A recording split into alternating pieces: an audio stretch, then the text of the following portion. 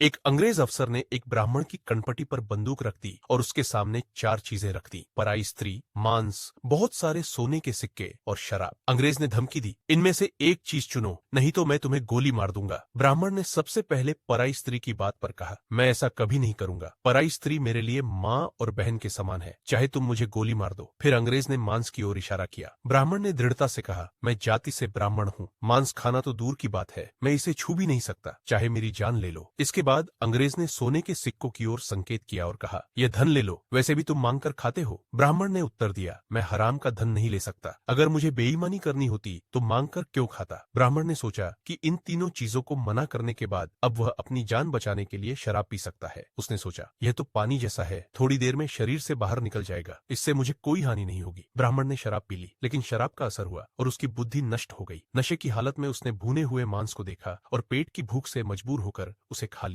अब उसकी वासना जाग उठी। उसने उस औरत की ओर देखा और कहा, अये औरत, मेरे पास आओ। वह औरत का हाथ पकड़कर उसे अपने साथ ले जाने लगा। जाते जाते उसने सोने के सिक्कों की पोटली भी उठा ली। कुछ ही देर पहले जो ब्राह्मण अपनी मान मर्यादा और सिद्धांतों की बड़ी बड़ी बातें कर रहा था, वह अब एक हाथ में धन की पोटली और दूसरे हाथ में औरत का हाथ पकड़े जा रहा था। निष्कर्ष, शराब ने ब्राह्मण की बुद्धि और नैतिकता को नष्ट कर दिया। यह घटना हमें यह सिखाती है कि बुरी आदतें या गलत रास्ते पर चलना धीरे धीरे अन्य बुराइयों को जन्म देता है। संयम और विवेक बनाए रखना ही सच्ची नैतिकता है।